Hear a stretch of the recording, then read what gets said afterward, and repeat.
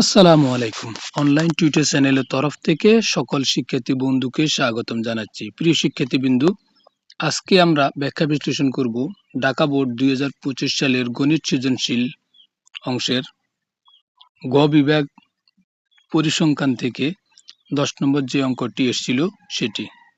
তো এটির ব্যাখ্যা বিশ্লেষণে আমরা এটি তোমাদের জন্য করে রেখেছি। সেই জন্য চলে যাচ্ছি সর্বপ্রথম আমাদের যে প্রশ্নটি রয়েছে সেখানে। প্রিয় শিক্ষার্থীবৃন্দ, লক্ষ্য করো যে আমাদের প্রশ্নটা হচ্ছে 50 জন শ্রমিকের বয়সের গণসংখ্যা নিম্নরূপ। শ্রেণীব্যাপ্তি 21 থেকে 30 জনের মধ্যে রয়েছে 6 জন এবং বয়স 31 থেকে 40 পর্যন্ত শ্রমিক রয়েছে 12 জন, 41 থেকে 50 পর্যন্ত শ্রমিক রয়েছে 20 জন, বয়স 51 থেকে 60 পর্যন্ত বয়সের গণসংখ্যা বা লোক রয়েছে 10 জন এবং বয়স 51 থেকে 70 পর্যন্ত লোক সংখ্যা রয়েছে 2 জন।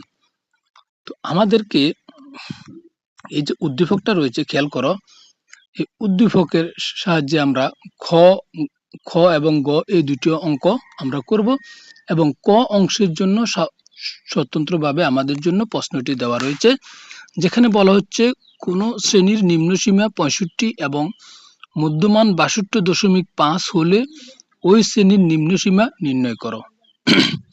এখন আমরা যদি খেয়াল করি যে এটা আমরা যদি লিখি যে দেওয়া আছে শ্রেণীর নিম্নসীমা 65 এবং মধ্যমান 62.5, এটা আমরা কোথা থেকে আনলাম? এটা আমরা এনেছি এই যে বক্সটা থেকে, এখান থেকে আমরা নিয়ে এসেছি।